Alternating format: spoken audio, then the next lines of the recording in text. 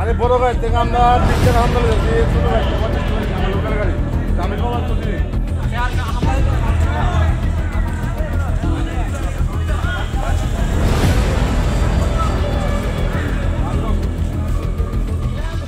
অপমান লাগছে তাহলে আমরা আবার রাস্তা অবরোধ করছি